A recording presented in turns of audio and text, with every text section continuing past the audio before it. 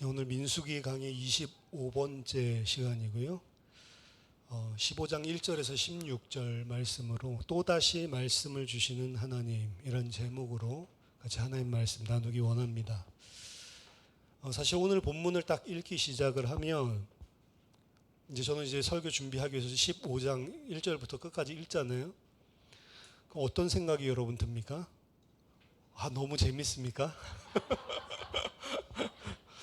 14장까지는 그래도 내러티브라서 이해도 하기도 쉽고, 또 이런 패역한 이스라엘 놈들 막 이렇게 막 우리들이 금방금방 와 닿는데, 이게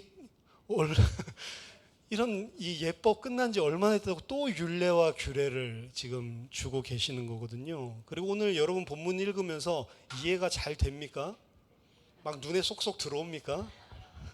그렇지도 않죠. 15장에 나와 있는 이 예법이 또 이게 막 소제 이야기하고 전제 이야기하고 각종 또 무슨 낙헌제, 서원제 막 섞어가지고 막 이야기를 하는데, 이게 또 10분의 1 흰을 섞으면 10분의 1 흰이 뭔데, 흰도 뭔지 모르겠는데, 그렇죠?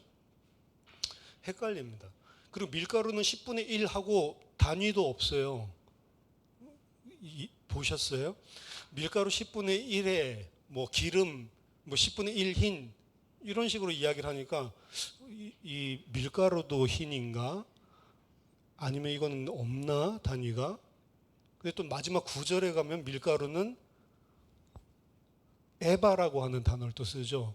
에바인데 앞에서는 그냥 생략을 했나? 그러니까 이게 읽으면서 저도 뭐야? 좀 이런 생각들이 들고요. 10분의 1 10분의 1 뭐의 10분의 1 이런 생각도 들고요. 각종 나와 있는 것들이 이거 또 앞에 또 다 찾아봐야 되나 이런 생각도 들고, 그렇죠? 사실은 15장에 들어오면서 또다시 복잡하게 제사에 대한 율례가 등장을 하니까 민수기도 쉬운 책이 아니다. 레위기 할 때만 보는 게 아니고 이 민수기도 계속 이런 예법이 앞으로도 지금 나오거든요. 계속 어렵게 생각할 수가 있겠다라고 생각을 합니다. 오늘 16절까지밖에 안 읽었는데 반만 읽은 거고요. 31절까지 또 다른 법에 대해서 또 등장을 하거든요. 하지만 저는 목사니까 쉽게 구획을 지어서 오늘 본문을 속속 알기 쉽게 일단 설명을 해드리겠습니다. 1절 2절에 보면 여호와께서 모세에게 말씀하여 이르시되 이스라엘 자손에게 말하여 그들에게 이르라 너희가 내가 주어 살게 할 땅에 들어가서. 자, 오늘 주는 이 규례는 가나안 땅에 살게 되었을 때 행할 규례를 가르치고 있는 것입니다. 그리고 그 규례가 뭐냐? 3절에서 12절까지 설명을 하고 있는 거예요. 3절에서 12절까지 설명하고 있지만 그 안에 큰 그림은요, 3절에 등장하는 겁니다. 화제나 번제나, 이게 번역이 좀 잘못됐어요. 화제나 번제를 드릴 때 요소리입니다. 근데 그 화제나 번제를 언제 드리냐면 서원을 갚는 제사나 서원제죠. 낙헌제나 혹은 정한 절기제에, 그러니까 화제나 번제를 지금 서원제나 낙헌제나 정한 절기에 드리는데, 그때에 소떼나 양떼에서 이제 골라서 드리게 되겠죠. 그때에 관한 규례입니다. 그리고 그때에 관한 규례를 이제 소떼나 양떼 위에는 이렇게 되어 있고, 이제 구체적으로 어린 양을 드릴 때, 순염소를 드릴 때, 숫송아지를 드릴 때 이렇게 크게 세 군데로 나누어서 그 희생 제물의 크기에 따라서 지금 이 양이 달라지는 거예요. 밀가루 양이랑 기름 양이랑 이런 게요. 그래서 4절 5절에 보면 헌물을 드린 자는 고운 가루 10분의 1에 기름 10분의 1 에바입니다. 기름 4분의 1 흰을 섞어 여호와께 소제로 드릴 것이며, 번제나 다른 제사로 드리는 제물이, 여기 어린 양 나오죠. 어린 양이면 전제로 포도주 4분의 1 흰을 준비할 것이요. 자, 이 제사를 드릴 때 지금 세 가지 준비를 하는 겁니다. 고운 가루를 준비하고, 그리고 기름 준비하고요, 그리고 술이죠, 포도주, 전제를 준비해서 함께 드리라라고 이야기를 하는 겁니다. 고운 가루와 기름은 소제예요, 사실은. 그러니까 소제를 이때 함께 드려라 이야기고요. 그 다음에 전제도 드려야 된다. 근데 어린 양일 때의 양은 고운 가루는 10분의 1 에바, 기름은 4분의 1, 포도주는 4분의 1흰, 이렇게 양을 정해준 겁니다. 두 번째 6절 7절에서는 여기서는 이제 순양을 드릴 때 그때는 약간 양이 늘어나는 거예요. 2배로 늘어나는 거예요. 밀가루는 10분의 2 에바, 그리고 기름은 아까 4분의 1이었는데 지금 3분의 1흰, 약간 늘어나는 거죠. 전제로 드릴 포도주는 아까 4분의 1이었는데 여기도 3분의 1흰을 드려라. 그러니까 이 어린 양보다 조금 큰 순양이면 조금 더 기름이랑 밀가루랑 그리고 전제를 많이 드리는 거죠. 그 다음 8절에서 10절까지는 이제 숫송아지를 드릴 때 이야기입니다. 번제로나 서원을 갚는 제사로나 화목제로 숫송아지를 예비하여 여호와께 드릴 때에는 이제 고운 가루 10분의 3, 그러니까 10분의 1, 10분의 2, 10분의 3 이렇게 늘어나는 거고요. 그리고 기름 반흰, 아까 4분의 1, 3분의 1, 그리고 4분의 2 이렇게 되니까 반흰이 되는 거죠. 그 다음 전제로 포도주 반흰, 이것도 2분의 1 흰이죠. 4분의 1, 3분의 1, 2분의 1 이런 식으로 늘어나는 겁니다. 그래서 간단한 거예요, 사실은. 그러니까 아까 전에 각종 이제 화목제가 중간에 한 군데가 더 등장을 하는데 아까 전에 이야기했던 서원제, 이 서원제는 나실인 서원을 말하는 거거든요. 나실인이 서원할 때 드리는 그 서원제 혹은 낙헌제, 낙헌제는 어떤 건물을 짓거나 집을 짓거나 아니면 궁궐을 짓거나 성전을 지을 때도 마찬가지죠. 그럴 때 드리는, 그리고 절기제, 그리고 좀 더 일반적이죠, 화목제, 이런 것들을 드릴 때 그냥 번제만 드리지 말고 반드시 뭘 하라는 거죠? 소제와 그리고 전제를 함께 드려라 라고 이야기하고 있는 겁니다. 단 그 양은 그 희생제물의 크기에 따라서 그렇게 이해하시면 간단한 거죠. 그리고 이제 마지막에 11절 12절에서는 만약 수송아지나 순양이나 어린 순양이나 어린 염소의 그 마리수마다 위와 같이 행하라. 한 마리당에 요거였다. 그러니까 2마리 드리면 2배로 하라는 거죠. 그러니까 오늘 법도는 사실은 복잡하고 우리가 사용하지 않는 단위를, 도량형을 사용하고 있고 이러기 때문에 좀 복잡하지만 내용은 이런 제사들을 드릴 때 옛날에는 그냥 번제만 드려라 라고 했는데 번제에 반드시 전제와 소제를 함께 드려라 라고 지금 이야기를 하고 있는 거죠. 그래서 오늘 가르치는 이 규례는 소제와 전제에 대한 설명은 나와 있지 않습니다. 왜냐? 앞에서 이미 하나님이 설명해 주셨기 때문에. 그래서 그 규정은 존재하지 않고 이미 이스라엘이 알고 있다는 것을 전제로 지금 허락하시는 거고요. 여기서 이야기하는 소제, 전제 또한 앞에서 이미 설명했기 때문에 그 설명은 없어요. 단 어떻게 결합해서 함께 드릴 거냐, 그게 이제 포커스가 되는 거죠. 이 오늘 이야기했었던 이 서원제라고 하는 것도 사실은 민수기에서 6장에 등장하는 나실인 서원제를 보면 이미 이야기를 하고 있습니다. 민수기 6장 14절에서 17절까지 제가 한번 읽어드릴게요.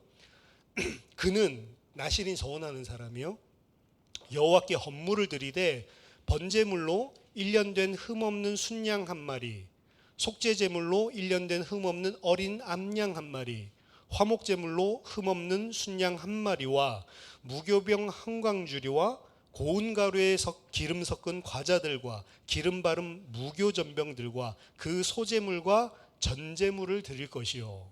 그 소제랑 전제를 나실인이 함께 드리죠. 근데 여기 양이 안 나와 있죠. 그렇죠? 구체적인 양은 오늘 본문에 등장을 하는 겁니다.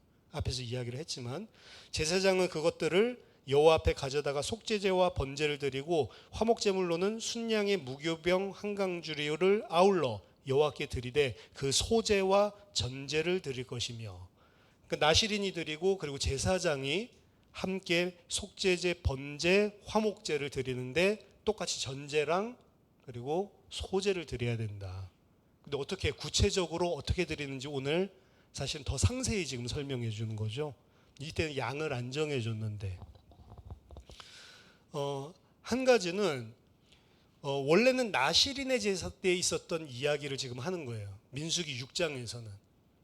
나시린의 제사 때 나시린과 제사장이 함께 이 소제와 전제를 어떻게 겸하여 드리는지를 원래 설명했었던 건데, 오늘 본문에서 다른 것이 있다면 나시린 서원제뿐만이 아니고 너희들이 절기 때 드리는 모든 예물들도 그렇게 하고, 그리고 낙헌제를 드릴 때도 그렇게 하고, 화목제물을 개인이 드릴 때도 이제 그렇게 하라는 거죠. 나시린에게만 줬었던 규정이 다른 모든 제사로 범위가 확대되는 걸 보여주는 겁니다. 그게 이제 다른 점입니다. 그게 오늘 우리가 읽은 규례고요. 그 다음 13절에서 16절까지는 이 규례의 기한과 행해야 될 대상에 대해서 이야기를 하고 있습니다. 누구든지 본토소생이 여호와께 향기로운 화제를 드릴 때에는 이 법대로 할 것이요. 본토소생은 뭐냐면 본토에서 태어난 자, 뭐 요 이야기인데, 이스라엘 본 민족들 이야기합니다. 가나안 땅에 들어가서 이스라엘 본 민족들, 그리고 그 가나안 땅에서 태어나는 소생들, 모든 이스라엘 자손들은 다 이 규례를 행해야 된다. 그리고 너희 중에 거류하는 타국인이나 너희 중에 대대로 있는 자나, 이 두 가지 종류의 사람이 나오는데, 너희 가운데 거류하는 타국인은 뭐냐면 이스라엘 백성이 아닌데 그들 가운데 적법한 체류 법적인 권한을 가지고 있는 사람들, 미국으로 치면 영주권자들.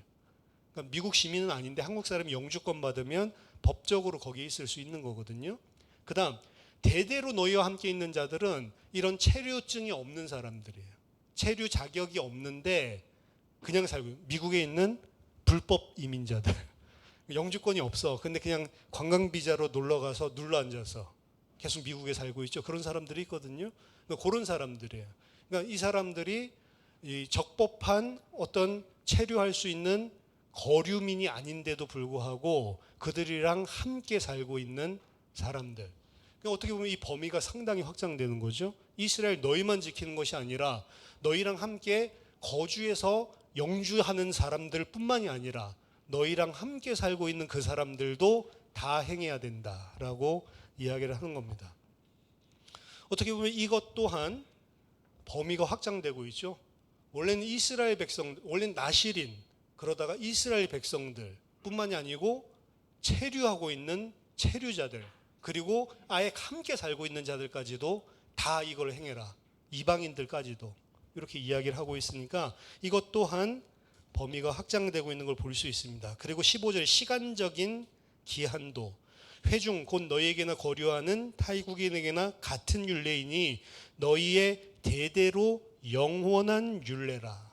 그러면서 다시 한번 너희가 어떠한 대로 타국인도 여호와 앞에 그러하리라. 너희에게나 너희 중에 거류하는 타국인에게나 같은 법도 같은 규례니라. 다시 한번 강조를 하죠. 영원한 규례다. 그리고 너희뿐만 아니라 타국인도 너희와 함께하는 모든 자들을 위한 영원한 규례다. 이렇게 범위랑 시간에 대해서 또 확장된 것들을 이야기해주고 오늘 본문이 끝납니다. 자, 오늘 본문 말씀이 내용은 이거예요. 그러니까 사실은 간단하죠. 정리가 잘 됩니까? 안 되면 한번 다시 들어보시면서 정리하시고, 수업을 열심히 들은 사람은 아 그렇구나, 그냥 머릿속에 딱 들어왔을 겁니다. 이게 여러 이 제사들 가운데 지금 소제, 전제를 갖다가 다 합쳐서 범위가 지금 서원제가 아니고 모든 제사에 소제랑 전제를 함께 같이 결합해서 드리라고 하는 거구나. 그리고 사람도 이스라엘만 하는 게 아니고 이스라엘이랑 함께하게 된 자들, 그리고 이스라엘이랑 적법한 법적인 체류 신분이 없어도 함께 거하는 자들까지도 싹 다 이스라엘의 범위를 넘어서서, 그리고 언제까지 영원히 지키라고 하는 거구나. 이게 오늘 본문의 내용입니다. 근데 이 본문을 가지고 우리에게 주시는 하나님의 은혜와 또 말씀들을 좀 생각 정리해 보겠습니다. 크게 네 가지로요. 첫 번째는 우리에게 정남이 떨어져 보이던 이 말씀, 또 이거 시작이야, 이렇게 시작했던 이 말씀이 사실은 복잡한 것 같지만 엄청난 은혜의 말씀입니다. 왜냐하면 이 규례는 이스라엘 백성이 가나안 땅에 들어갔을 때 지켜야 될 법도다라고 하면서 하나님이 설명해 주고 있거든요. 내가 너희에게 주어 살게 할 땅에서 지킬 법도니라. 그러니까 우리 표현은 그냥 가나안 땅에 들어가면 지킬 이렇게 이야기를 하지 않고 하나님이 내가 너희로 하여금 살게 할 그 땅, 이 하나님의 약속이 담겨 있는 거거든요. 이전 부분에 뭐가 있었죠? 호르마, 진멸의 땅까지 쫓겨났습니다. 하나님의 말씀을 경홀히 여기고 자기들이 죄의 그 심각성을 깨닫지 못했던 이스라엘, 이 정도면 용서하겠지, 객기로 올라가서 이 정도 하면 우리가 승리하지 않을까? 죄가 뭔지도 모르고 하나님의 말씀이 뭔지도 모르고 그러다가 전쟁 벌였다가 싸워서 진멸의 땅까지 쫓겨난 게 이스라엘이죠. 그 다음에 막바로 주시는 말씀입니다. 뭘 주시냐? 너희가 그럼에도 불구하고 나는 이스라엘을 버리지 않을 거고 그 이스라엘로 하여금 내가 살도록 줄 땅을 주겠다라는 거예요. 이 법도는 가나안 땅에 들어가지 않으면 아무 소용이 없는 법도입니다. 누구에게 주시는 말씀이죠? 내가 그들로 하여금 가나안 땅에 들어가 살게 할 사람에게 주시는 말씀이란 말이에요. 그게 누구예요? 진멸의 땅까지 지금 쫓겨날 수밖에 없는 믿음의 수준을 가진 이스라엘이란 말이에요. 사실 20세 이상 된 자들만 다 죽었다 하는데 나머지 사람들은 그럼 믿음의 사람이었습니까? 그것도 아니거든요. 도끼인 객긴입니다, 사실은. 하나님의 은혜인 거죠, 사실은. 너희들을 나는 분명히 그 땅에 살게 할 것이라는 것을 아예 전제로 단 40년 후지만 근데 하나님이 이미 그들을 들이시기로 작정하셨고 말씀하셨고 언약하셨고 그걸 이루신다는 약속이 담겨져 있는 거예요. 그들의 그러한 죄에도 불구하고 하나님은 그들을 버리지 않으셨습니다. 물론 멸시했던 20세 이상 된 군사들은 다 광야에서 소멸될 것이지만 하나님이 그들을 버린 것은 아니다. 그들도 여전히 이스라엘이라고 칭해 주시는 거고 그들의 아내와 그들의 자녀들 그리고 레위인들까지 포함해서 이 자들은 약속하신 그 땅에 40년 후에 반드시 드린다. 이걸 기정사실로 내포하고 지금 선포하고 계시는 말씀인 거죠. 너희들은 그 모양이지만 나는 너희를 반드시 그 땅으로 들어가서 살게 만들 것이다. 사실 그 언약이 담겨져 있는 겁니다. 그러니까 사실 1, 2절 딱 읽고는 진멸의 땅 호르마 읽다가 1, 2절 읽고는 사실은 위안을 받고 은혜를 받아야 되는 거예요. 하나님이 우리를 아직 안 버리셨구나. 반드시 우리를 가나안 땅으로 인도해 들이시는구나. 두 번째, 이들을 찾아와서 그 버리지 않는 이스라엘이죠. 지금 진멸할 수밖에 없는 죄 가운데 빠져 있는 이스라엘이죠. 이들을 찾아와서 그들을 다시 회복시키는 방법은 다른 게 아니라 또다시 말씀을 주시는 겁니다. 그러니까 앞에서 이야기했던 거 비슷한데 약간 다른 부분들이 있죠. 어떻게 보면 반복적인 이야기들을 하는 것 같지만 더 상세하고 그전에는 정확하게 알지 못했던 것들을 더 정확하게 설명하는 겁니다. 예를 들어서 그전에 그냥 서원하는 사람이 나실이니 그전 법도만 듣고 만약에 전제를 드리고 그리고 소제를 드린다고 하면 밀가루 양 어떻게 했을까요? 그냥 아무렇게나 했겠죠. 자기가 꼴리는 대로. 뭐 밀가루 많네? 그럼 많이 퍼놨고.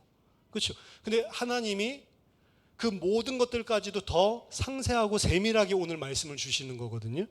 그러니까 어떤 의미에서는 하나님이 말씀을 한꺼번에 주는 게 아니고 말씀 주시고 그리고 잘 이해하지 못한 것 같으면 더 자세하게 풀어서 설명해 주시고 더 명확해지도록 어떻게 보면 말씀을 이 사람이 한 번에 다 이해하는 게 아니고 단계에 따라서 점점 이해할 수 있도록 점점 풀어주시고 명확하게 세밀한 것까지 다뤄주시는 거죠. 예를 들어 수학 문제 가르쳐 줬는데 잘 몰라.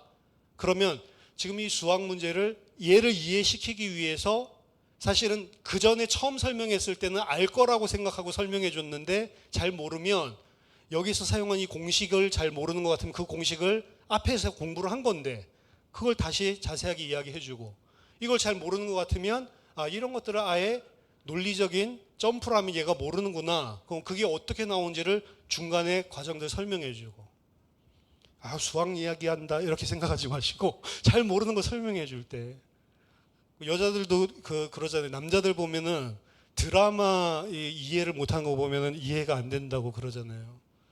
저는 옛날에 중간에 보면 아무것도 모르겠더라고. 근데 여자들은, 저는 1편부터 봤는데 여자들은 3편, 4편에 봐도 나보다 더 잘 알아. 그렇죠? 내공이 쌓여서 그런가 봐. 이 사람들이 잘 모르는 것들을 어떻게 보면 가르쳐 주는 게 답답한 노릇입니다. 그렇죠? 요거네. 이렇게 하는데, 이렇게 하면, 요거잖아. 이렇게 하면 답답해 하잖아요. 어떻게 보면 하나님도 답답할 수 있는 거죠. 근데 방법은 하나밖에 없는 거예요. 답답하더라도 더 자세하게 풀어서 더 명확하게 이해할 수 있도록 계속 설명해 주는 방법밖에 사실은 없는 것이죠. 40년간 그들을 징계하시는 건 맞지만요, 앞에서 하나님은 그들을 더 이상 하나님의 백성인 이스라엘의 백성 자격을 박탈해 버리신 것이 아닙니다. 징계를 하신 것은 맞지만 아들이기 때문에 징계를 하는 거예요. 이 말씀을 다시 주시고 그 말씀을 다시 이해시키도록 더 디테일하게 설명하는 것은 징계의 성격이라는 게 아들을 징계하고 있구나. 사실은 이건 제 이야기가 아닙니다. 신명기 8장 4절에서 6절에 보면 그 광야 40년 동안 그래서 하나님께서 그들을 보호하시고 은혜 베푸신 것들을 설명하는데요. 이 40년 동안에 네 의복이 헤어지지 아니하였고 네 발이 부르트지 아니하였느니라. 너는 사람이 그 아들을 징계함 같이 내 하나님 여호와께서 너를 징계하시는 줄 마음에 생각하고 내 하나님 여호와의 명령을 지켜 그의 길을 따라가며 그를 경외할지니라. 광야에서도 돌봐주시는 거죠. 이 패역한 족속들을 버린 게 아니고 너를 징계해서 그 명령과 법도를 깨닫고 주님을 경외하고 따르게 하기 위해서 행하신 것이다. 8장 신명기 8장 2절 3절 그럼 무엇을 가르치려고 하는가? 내 하나님 여호와께서 이 40년 동안에 내게 광야길을 걷게 하신 것을 기억하라. 이는 너를 낮추시며 너를 시험하사 네 마음이 어떠한지 그 명령을 지키는지 지키지 않는지 알려 하심이라. 너를 낮추시며 너를 줄이게 하시며 또 너도 알지 못하며 네 조상들도 알지 못하던 만나를 내게 먹이신 것은 사람이 떡으로만 사는 것이 아니요 여호와의 입에서 나오는 모든 말씀으로 사는 줄을 네가 알게 하려 함이라. 그 40년 동안 가르치시는 내용의 핵심은 뭐냐? 여호와의 입으로부터 나오는 말씀으로 너는 사는 것이다. 그거 가르쳐 주는 거예요, 사실은. 왜 이스라엘 호르마로 쫓겨났죠? 말씀 몰라서 그런 거예요. 말씀이 무엇인지를 모르고 그 말씀을 순종한다. 이거를 아주 가볍게 경홀하게 생각을 하는 거예요. 죽는 것이죠. 열심히 해가지고 사는 것이 아니고 떡 먹고 사는 것이 아니고 떡도 필요하겠죠. 그러니까 떡으로만 사는 것이 아니요. 근데 진짜는 뭘로 사는 거예요? 인간은 하나님의 말씀으로 사는 거다. 어떻게 보면 광야 40년 동안 그거 가르쳐. 그 말씀을 알고 그 말씀을 생명으로 여기는 것을 보고 여호와 경외한다라고 하는 것입니다. 어떻게 우리가 여호와를 경외하겠어요? 뭐 우리가 예쁜 모습을 있으면 그게 경외하는 게 아니잖아요. 그 말씀을 순종하고 청종하고 그 말씀을 생명으로 가지고 있는 거. 내가 다른 거 없어도 괜찮지만 이 말씀으로 사는 거구나. 이 답을 가진 사람이 여호와를 경외하는 거란 말이에요. 그리고 그 사람이 자기를 하나님 앞에 낮추는 사람이라고 이야기합니다. 왜? 내 말이 아니라 나는 하나님 말로 사는 사람이니까. 그래서 오늘 본문은 정남이 떨어지는 복잡한 말씀을 주신 것이 아니고요. 그 말씀을 놓치고 진멸의 땅 호르마까지 쫓겨난 이스라엘을 살리기 위해서 또다시 생명의 말씀을 주시는 거예요. 왜? 그거밖에 답이 없으니까. 여호와의 규례가 정남이 떨어지는 게 아니라요. 사실 정남이 떨어지는 놈들은 이스라엘이에요. 이스라엘이 정남이 떨어지는 사람들이죠. 근데 그 정남이 떨어지는 이스라엘을 버리지 않고 또 살리기 위해서 유일한 길, 생명의 말씀을 주고 계시는 부분이 오늘 본문입니다. 우리가 주일에 올 때 대부분 어떤 모습으로 옵니까?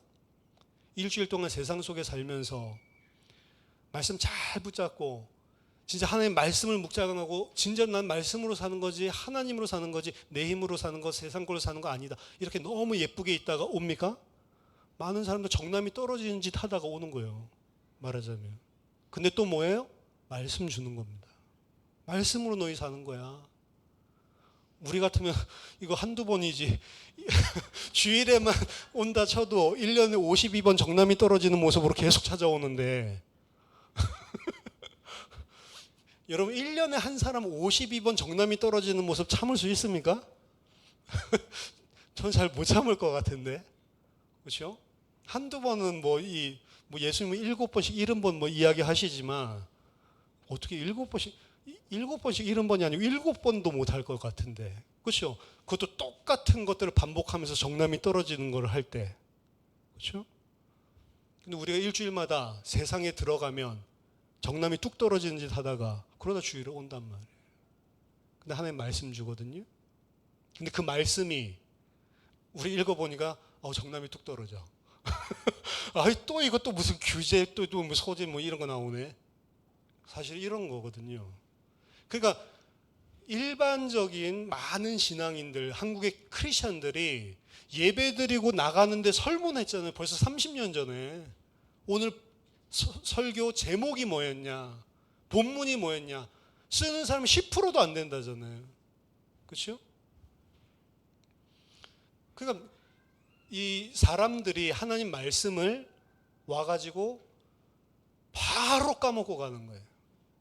그리고 일주일 내내 그 설교, 옛날에는 뭐 설교 테이프가 있는 것도 아니고 유튜브가 있는 것도 아니고 아무 상관없이 살다가 성경 어디 있지? 이래가지고 주섬주섬 주워가지고 오는 겁니다. 그렇죠? 어떻게 하나님 볼 때 정남이가 안 떨어지겠어요? 그렇죠? 우리는 떡으로 사는 것이 아니라 말씀으로만 살 수 있기 때문에 그런 정남이 떨어지는 우리에게 하나님은 또 말씀으로 생명을 허락하시는 겁니다. 지금 우리는 소재, 전제 이런 거 드리지 않습니다. 10분의 1 드려야 되냐, 뭐 4분의 1 드려야 되냐, 이런 거 우리 외울 필요가 없어요. 따질 필요가 없습니다. 하지만 분명히 명심해야 할 것은 하나님의 백성은 하나님의 말씀으로 사는 거다.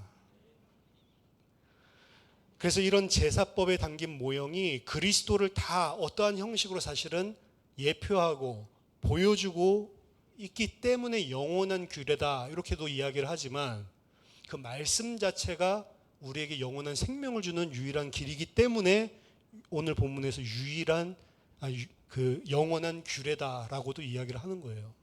그냥 그리스도 예표하니까 영원한 규례다라고 이야기하는 거다. 맞죠? 이게 다 지금 그리스도가 들어가 있는 건데. 근데 그리스도를 갖다가 이거 그리스도네 저거 그리스도네 안 해도 하나님의 말씀이 우리를 영원히 살리는 생명이기 때문에 이건 영원한 규례다. 이스라엘에게 뿐만 아니라 이방인에게도 그들과 거류하고 있는 불법 체류자에게도 영원한 규례라는 겁니다. 그럼 우리는 진짜로 깨달았다면 말씀의 생명을 거는 자가 돼야 되는 거예요. 그냥 종교생활하는 사람들처럼 하지 말고 주일날 와가지고 말씀 좋았네 평가하고 가는 사람들 되지 말고 그 속에서 하나님께서 내게 주시는 음성이 있어야 되는 겁니다. 없으면 목사가 더럽게 설교 못하는데 저 설교 못하거든요. 본문 말씀에서라도 찾아내야 되는 거예요. 왜 이 본문은 하나님 말씀이잖아요. 적어도 제가 논어를 펴놓고 하는 게 아니잖아요. 세 번째, 이 말씀은 이스라엘 혈통적인 아브라함의 자손들만을 위한 것이 아니다라고 이야기를 했죠. 그들 가운데 적법한 체류 신분을 가지고 사는 이방인이든 아니면 불법 체류를 하고 있는 이방인이든 그들 또한 살 수 있는 방법이 뭐냐? 이 말씀 붙들어야지만 살 수 있는 것입니다. 그래서 하나님의 백성들 예수 그리스도의 제자들에게 말씀을 전파하라고 하는 거예요. 왜? 그들이 살아날 수 있는 길도 이 말씀밖에 없기 때문에. 하나님의 법의 우산 아래서 이방인과 이스라엘이 하나로 포함되는 관심사는 이미 민수기 9장 14절 유월절 규례에서 처음 등장했습니다.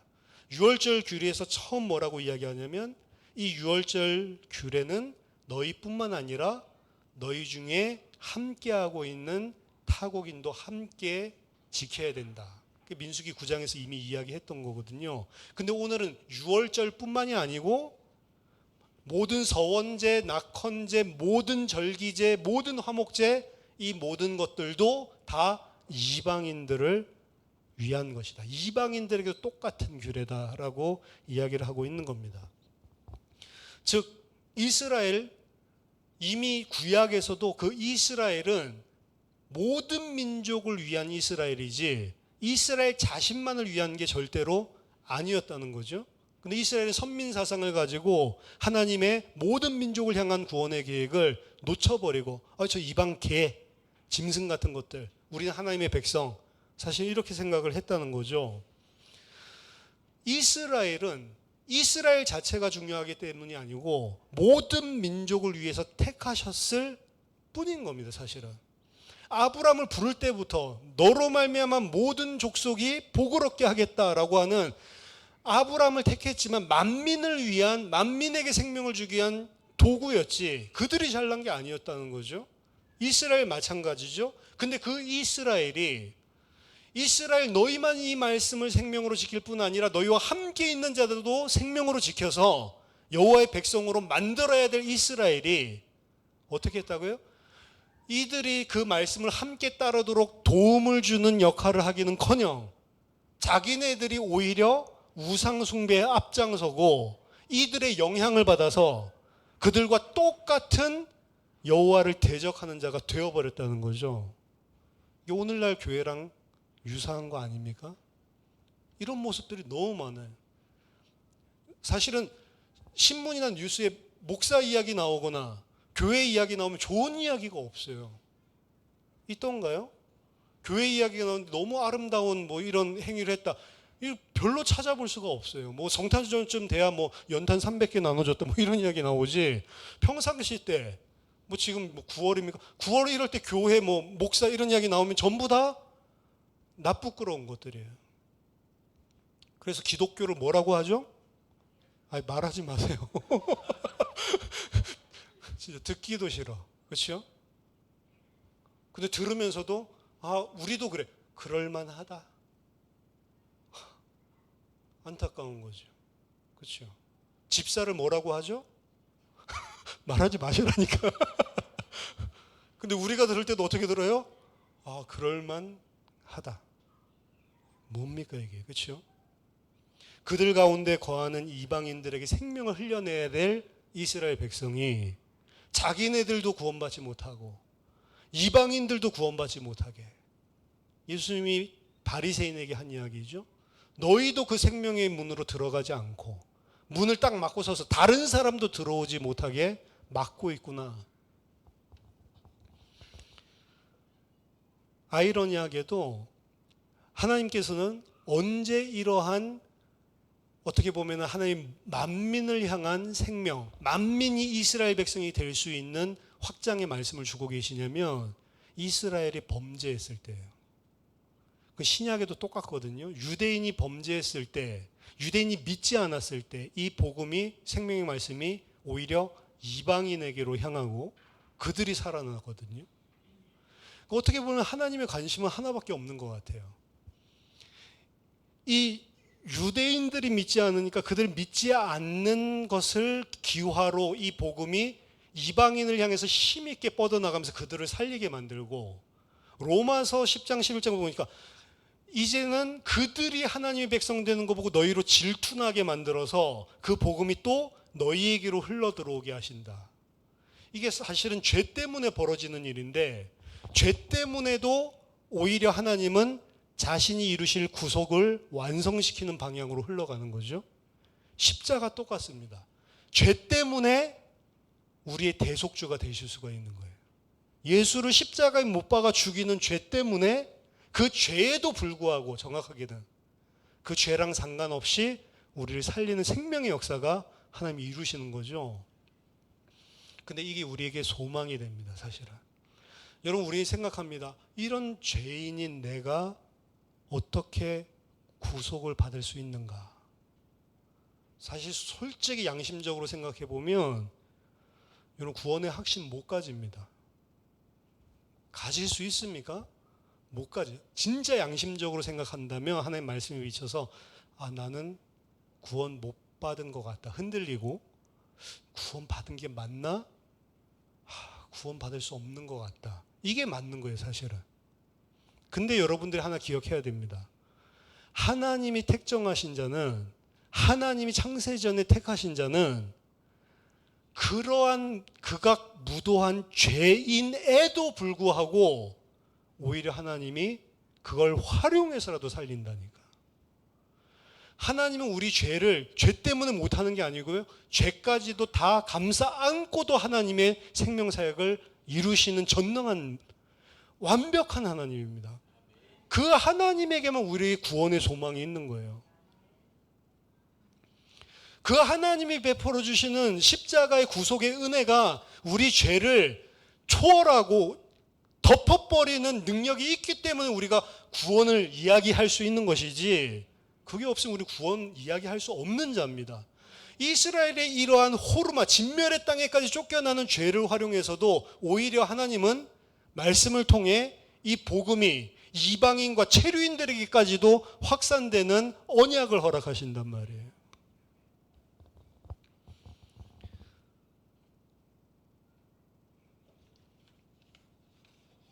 마지막 네 번째입니다. 오늘 본문에 6번이나 반복되는 어구가 있습니다. 6번 반복되는 거 많은 것 같은데요. 그거 말고 이제 어구가, 그게 뭐냐면 여호와께 향기로운 화제니, 이 단어가 6번 반복되거든요. 여호와께 향기로운 화제라고 하는 이 구약의 이미지는요, 하나님께 대한 감사의 예물일 뿐만 아니고 하나님이 그들과 화해를 하는 것을 상징하는 겁니다. 제일 처음 등장한 게 창세기 8장 노아 홍수 이후에 노아가 번제물을 바치죠. 그때 하나님이 그 향기를 받으시고 중심에 이르시되 내가 다시는 사람으로 말미암아 땅을 저주하지 않고 모든 생물을 지면에서 멸하지 않겠다라고 하거든요. 그러니까 사람으로서는 감사의 제물이고요, 하나님께서는 화해의 향기로 받아주시는 거, 이게 여호와께 향기로운 화제가 등장할 때 나오는 주제입니다. 즉 오늘 이 본문은 어떻게 보면 배은망덕한 이스라엘에게 다시 하나님과 화해할 수 있는 길을 허락해 주시는 거예요. 이미 하나님께서는 가나안 땅으로 들어가게 해주시기, 이미 그걸 기정사실로 가지고 있지만 가나안 땅에 들어가는데도 불구하고 관계에 있어서 어떤 껄끄러움이나 막힌 장벽이 있는 것이 아니고 하나님이 그들을 진정으로 화해하고 기뻐 받아줄 수 있는, 그리고 그들도 그 하나님께 진정으로 감사를 드리는 예물에 대해서 오늘 설명을 하고 있는 것입니다. 그리고 그 하나님께서 흠양하시는 번제는 에베소서 5장 1절 2절 보니까 그러므로 사랑을 받는 자녀같이 너희는 하나님을 본받는 자가 되고 그리스도께서 너희를 사랑하신 것 같이 너희도 사랑 가운데서 행하라. 그는 우리를 위하여 자신을 버리사 향기로운 제물과 희생 제물로 하나님께 드리셨느니라. 여기서 드리는 희생 제물과 하나님 향기롭게 흠양하시는 그 제물이 누구라고요? 예수 그리스도라고요. 그분으로 말미암아 하나님 우리랑 이제 담 없이 화해하고, 사람끼리는 이런 게 있잖아요. 그래 나 다 이제 잊었어. 근데 사실 안 잊었어. 잊었어 하지만 사람은 솔직히 못 잊잖아요. 나중에 그런 것들 또 하면 어떻게 하죠? 내가 지난번에 한 번 다 잊었고 다 용서했고, 근데 네가 어떻게 나한테 또 이럴 수 있어? 옛날에 잊었다고 했으면서 다 기억하고 있다가. 그렇죠? 똑같은 것을 나에게 번복해서 잘못하면 이 참을 수 없는 거죠. 그렇죠? 한 번 봐줬는데, 두 번 봐줬는데 이걸 3번 해? 이렇게 되는 거죠. 근데 하나님은 말하자면 그런 뒤끝이 없이 진짜로 우리랑 화해할 수 있다는 거예요. 어디에서? 하나님이 흠양하신 그 그리스도의 제물을 통해서. 이게 구약 성경에는 뭐라고 이야기했냐면 여호와는 너희의 죄를 도말하시는 자니 너희의 죄를 다시는 기억하지 아니하시리라. 그래서 우리가 천국 갈 때 부끄럽다라고 생각을 하지만 그건 우리 입장이고요. 하나님은 우리 죄를 도말하셨어요. 제가 살 때 이러고 이런 가치 없는 어떻게 네가 무슨 죄를 지었다고 그래? 정결하고 흠없는 내 신부가 이렇게 봐주시는 거예요. 왜? 그리스도를 통해 흠양하시고 우리랑 온전한 화해를 이루고 우리를 그의 백성으로 자녀로 삼아주신 게 이 오늘 드리는 이 제사라는 거죠. 이게 그리스도를 상징하는 겁니다. 그리고 그 그리스도께서 하나님을 우리와 화해시키게 한 그 화해는 온전하단 말이에요. 영어는 perfect. 히브리서 10장에 나오죠. 예수 그리스도의 그 희생 제사가 딱 3가지, 단번에, 영원히, 완전히 3가지. 어떻게 우리를 하나님과 화해하게 만드냐? 단번에, 영원히, 완전히. 우리는 그 단번에 영원히 완전한 은혜를 받아놓고도 또 죄를 짓기 때문에 사실은 계속 이 은혜 받아놓고 이 모양이냐? 이러고 있지만 하나님은 그래 실수할 수도 있지. 한 번인데 나 100번도 더 했는데 도말하시는 깨끗하게 잊어버리죠. 그렇죠? 우리가 아무리 용서를 해도요 그게 안 잊어지면 사실은 용서해도 마음속에는 가지고 있다니까요. 그러다 똑같은 거면 이건 진짜 이놈은 안 되겠다. 이게 인간이거든요. 그래서 나 다 잊었어 믿지 마시기 바랍니다. 사람은 우리는 다 잊을 수 있는 능력이 없는 사람이에요. 그렇죠? 다 잊은 하나님께서는 전지전능하시기 때문에 다 잊으시고 도말하신다 그러면 진짜로 다 잊으셔요. 그만큼 그리스도의 화목제물, 하나님과 우리를 화해시키는 그 향기가 사실 완벽하다는 거죠. 완전하다는 거죠. 하나님께서 흠양하신다라고 하는 이 번제는요, 하나님께서 인간들의 어쩔 수 없는 죄악에도 불구하시고 그들과 관계를 지속하시겠다는 하나님의 마음가짐이시고 그의 사랑을 이루시기 위한 법, 이게 오늘 법입니다. 사실은 내용은 그런 거예요. 근데 우리가 잘 모르고 읽으면 또 법도 나오네 이렇게 되는 거죠.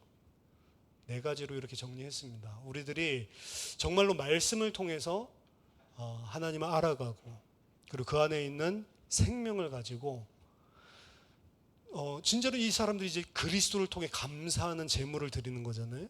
원래는 어떻게 했죠? 불평, 원망하고 하나님의 말씀을 멸시했던 자들이 이제 다 회복되어서 다시 가나안 땅에 살 수 있는 그 언약을 다시 한번 상기시켜주고 확인시켜주는 내용이 오늘 본문입니다.